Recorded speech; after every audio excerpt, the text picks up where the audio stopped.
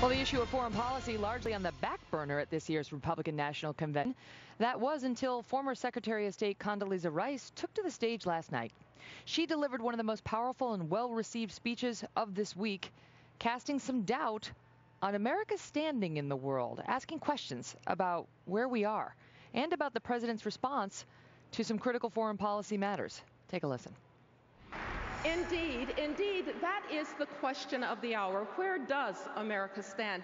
You see, when friends or foes alike don't know the answer to that question unambiguously and clearly, the world is likely to be a more dangerous and chaotic place. Mitt Romney and Paul Ryan understand this reality. Our well-being at home and our leadership abroad are inextricably linked. They know what to do.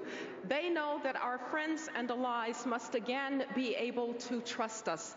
From Israel to Colombia, from Poland to the Philippines, our allies and friends have to know that we will be reliable and consistent and determined. And our foes can have no reason to doubt our resolve, because peace really does come through strength.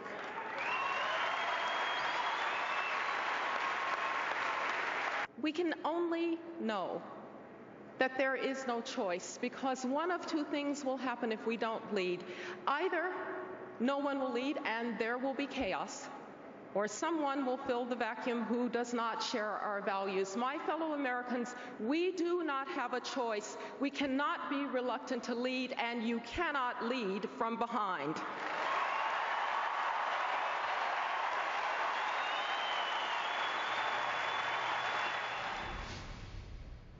Joining me now, Simon Rosenberg, who's president and founder of NDN, a think tank and advocacy organization. He's also a former campaign advisor to President Clinton.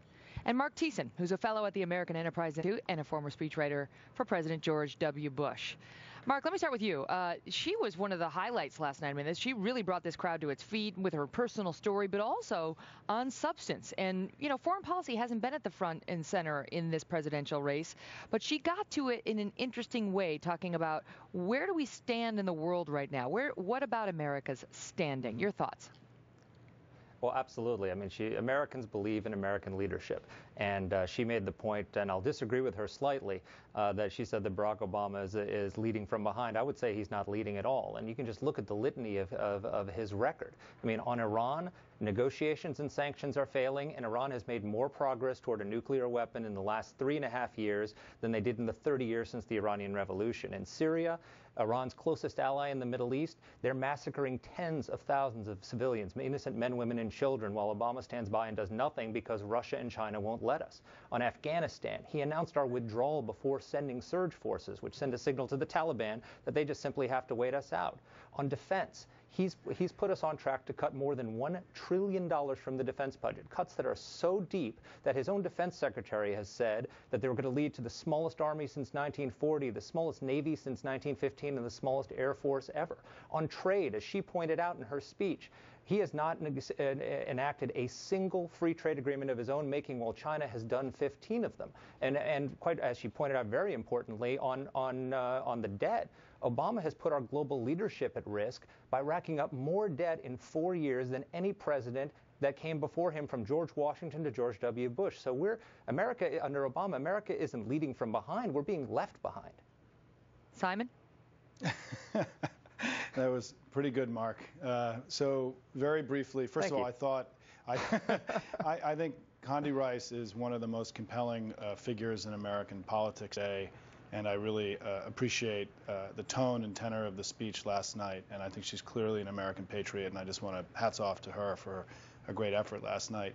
I just don't agree with a lot of what Mark said. I mean, I think if you look at the world today, we're clearly in a much safer place than we were when Barack Obama took office. I mean, we're seeing a transition, a critical and important transition to democracy and freedom and open markets in the Middle East right now, unprecedented in the history of that region. We know that bin Laden is dead. We know that al-Qaeda has been severely weakened. We're seeing democratic transitions in countries like Cuba that have started. We're seeing private property now in Cuba, free trade happening now more in Cuba. There are significant changes going on in the world that have made, I think today, the world much safer than when Condi Rice left office in 2008. And just one thing on free trade is, because I think that was a very unfair attack, is that the Bush administration pursued fewer free trade agreements than any modern administration since World War II.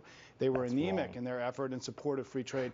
Right now, the President of the United States has negotiated the most comprehensive and far-ranging multi-state, multilateral free trade agreement in the last generation, called the Trans-Pacific Partnership, which with Japan and Canada, reorienting our foreign policy away from the Middle East and other regions towards Asia, which is the most important region of the world in the 21st century. I think the president has a strong record to run on. I think this is going to be a vigorous debate. This is the least experienced foreign policy team the Republicans have ever put forward, and we are happy to have this debate in the fall. But are they less experienced, Mark, than Barack Obama was when he ran for office 4 years ago? Yeah, the community organizer hasn't organized the international community very well. I mean, look, the idea that Obama is responsible for the state of the war on terror, he had inherited al-Qaeda on the run and in defeat. The operation that got bin Laden, which we're hearing a lot about now because of this new book coming out, it was made possible by the intelligence gathered from the CIA interrogation program that he shut down. When Obama had a chance to interrogate a high-value terrorist, the guy who was captured trying to blow up a plane over Detroit, they read him his Miranda rights. So he's not interrogating terrorists. He's using the intelligence that he inherited from the Bush administration. The one thing that he gets credit for in the war on terror is because he is, with the exception of interrogation, he has adopted the counterterrorism policy inherited from the Bush administration. The increased drone strikes, Guantanamo Bay, indefinite detention, terror surveillance. These are all things that he campaigned against and has reversed himself either willingly or unwillingly. Yeah. So the idea that he's given us a safer world... I want to give Simon the last word, but I want to ask you this, Simon, before I let you go. Are people paying attention to this? Are they paying attention to foreign policy in this debate? Look, every presidential election, I think, is about guns and butter. Foreign policy matters. People want to feel safe. They want to understand that their leader has what it takes to ensure America's security and prosperity in the broader world. I think that you will see this as we get to the debates. I think foreign policy will matter more. And we are at a situation right now that, according to polling, we've never been in the last 70 years of American life, which is an incumbent Democratic president has a dramatic advantage over his Republican challenger on foreign policy. We've never seen that before. This is an area of weakness for the Republicans and an area of strength for Barack Obama, which is why we're not worried at all about having this debate in the fall. Mm-hmm. Guns and butter. I like that. I haven't heard that before, but that's a nice, easy way for us to understand it. Simon, Mark, thank you both so much. Thanks so much, Megan. Thank you. Well, coming up next.